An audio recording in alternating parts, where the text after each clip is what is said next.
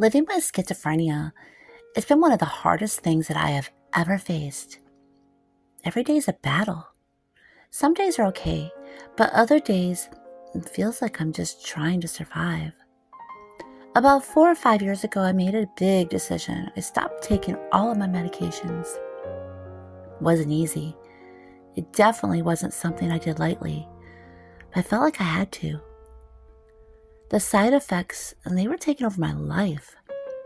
Gained so much weight, over 300 pounds. I was tired all the time. I slept more than I was awake. I felt like I wasn't even myself anymore. To make things worse, the monthly injections that I was getting, it caused this awful itchy rash all over my body. It was miserable. I was on so many pills that my mental health got worse. I finally got to the point where I just didn't want to live anymore. And that landed me in and out of many mental hospitals. Then one morning, everything hit rock bottom. My daughter came into my bedroom and found me barely hanging on. She called our neighbor from across the street to come over and help. Next thing I knew, I woke up in a hospital days later. This was my wake-up call. Also filled me with much regret. My older kids, they had to take on so much responsibility during that time. I had to grow up way too fast and do things no teenager should have to do. Looking back, it really breaks my heart. I wish I could go back and change those years, but I can't. My oldest son, I haven't seen him in 12 years. My daughter, I haven't seen her in 4 years. It's a pain that I carry with me every single day. But even with all the heartache, there's still hope.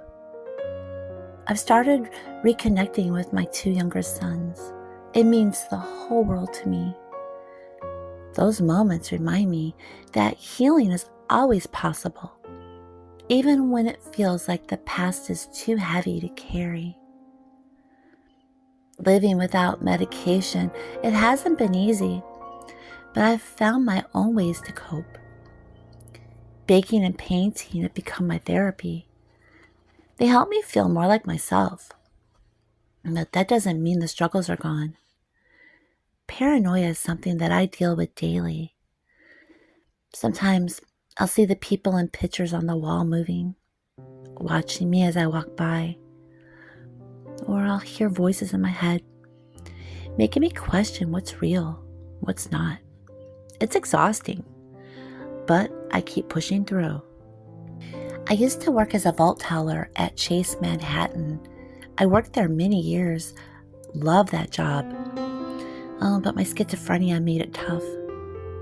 I'd see people in line who weren't really there, and I'd call out that I can help you here, and then only to realize no one was there. It was embarrassing, especially when my coworkers gave me strange looks.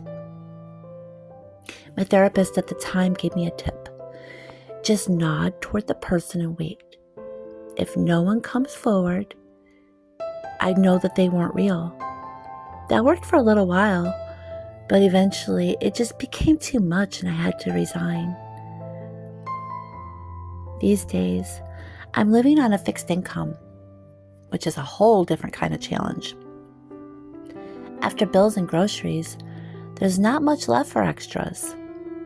It's such a change from when I worked at Chase. Back then, I was really proud of my job. I was the top referral teller in the nation, and I ranked number 13 worldwide. And that extra money I earned from referrals helped me take care of my family. Some weeks I made an extra $500 on top of my paycheck, sometimes more. It was a time when I felt secure and in control. I miss that life sometimes. But I've learned to live simply. I remind myself every single day to focus on what I have instead of what I don't. God has always provided for me, and I know He always will. through everything that I've been through, I found a strength I didn't even know I had. Every tough moment, every struggle, it's taught me something. How to keep going when I don't feel like it. How to be patient with myself when things don't go right. And how to adjust when life feels like it's just fallen apart. It hasn't been easy, but I've learned to find joy in the little things. The moments that remind me I'm still here, I'm still trying. Like watching the snow fall outside the window, blanketing everything in this quiet, peaceful stillness. Makes me stop for a second and just breathe. And then there's Tim. He's got this way of making me laugh, even when I don't feel like laughing. Like that time he put on his cowboy hat and started dancing around the living room like a complete goofball. I couldn't help but laugh so hard it hurt. Or the time he was watching one of his mechanic videos on TV and he decided to switch it to All in the Family because he knew that it would make me smile. And then there's the times he just walks by and gives me a quick spank on the bottom. It scares me half to death every single time he does that. But it also pulls me out of my head and back to reality. It's his little way of saying, hey, I'm here. Somehow it works. Those moments remind me that I'm not alone, even when my thoughts feel like they're taking over. Life's not perfect. Far from it. My house isn't always as clean as I like. My to-do list is always a mile long. And some days just getting through feels like an accomplishment. But I've learned to be okay with that. The struggles, the laughter, and even the messy moments, they've shaped who I am. They've taught me to find joy in the small stuff, to keep going even when things are hard, and to believe that there's always something good waiting around the corner. My journey, it's not been easy, but it's mine, and I would not trade what I've learned along the way for one thing. If you're going through a difficult time, I want you to remember that you're not alone. Life can feel like too much at times, but you're so much stronger than you give yourself credit for. The challenges you're facing today are shaping you for a better tomorrow. Hold on to hope. Believe that brighter days are ahead and keep moving forward. You've got this. Thank you so much for listening to my story today. If it touched your heart or resonated with you in any way, I'd love to hear from you. Leave a comment below and let's connect. Don't forget to like and subscribe if you want more videos like this.